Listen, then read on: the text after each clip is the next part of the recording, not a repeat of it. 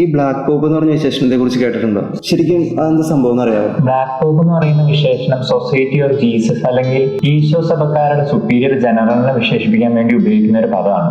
ഈ സഭയുടെ നേതാവ് ധരിക്കുന്ന കറുത്ത കുപ്പായത്തെയും അതുപോലെ തന്നെ സഭയിലുള്ള അവരുടെ പ്രാധാന്യത്തെയും സൂചിപ്പിക്കാൻ വേണ്ടിയിട്ടാണ് ഈ പദം ഉപയോഗിക്കുന്നത്. പക്ഷെ ചിലരൊക്കെ ഈ ബ്ലാക്ക് പോപ്പിനെ മാർപ്പാപ്പനേക്കാൾ ശക്തനായ അധികാരിയാണെന്നും വത്തിക്കാനിലെ കാര്യങ്ങളൊക്കെ നിയന്ത്രിക്കുന്നത് അദ്ദേഹമാണെന്നൊക്കെ പറയണ്ടല്ലോ, അത് ശരിക്കും ശരിയാണോ?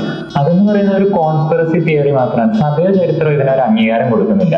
ഈ പേര് വരാൻ കാരണം തന്നെ ഈ ഈശോ സഭക്കാർ സഭയിൽ തന്നെ വിവിധ മേഖലകളിൽ വലിയ വലിയ കോൺട്രിബ്യൂഷൻസ് നടത്തിയിട്ടുണ്ട്.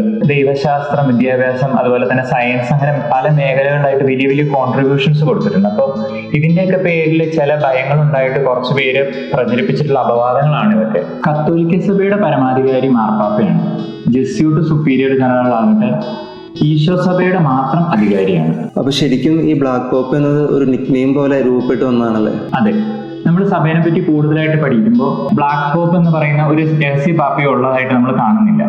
ഇതൊക്കെ വെറും കോൺസ്പിറസി തിയറികൾ മാത്രമാണ്. അതുപോലെ തന്നെ ബ്ലാക്ക് പോപ്പ് എന്ന് പറയുന്നത് വിശ്വാസികളുടെ ശ്രദ്ധ തെറ്റിക്കാനായിട്ടുള്ള ഒരു ശ്രമമായിട്ട് കൂടി വേണം നമ്മൾ മനസ്സിലാക്കാനായിട്ട്. അപ്പോൾ ഇതുപോലുള്ള അബദ്ധ സിദ്ധാന്തങ്ങളൊക്കെ വരുമ്പോൾ അതിലേക്ക് കൂടുതൽ ഫോക്കസ് കൊടുക്കാതെ കത്തോലിക്ക സഭ എന്താണ് ഔദ്യോഗികമായിട്ട് ഇതിനെക്കുറിച്ചൊക്കെ പഠിപ്പിക്കുന്നതെന്ന് അറിയാനായിട്ട് ശ്രദ്ധിക്കുക.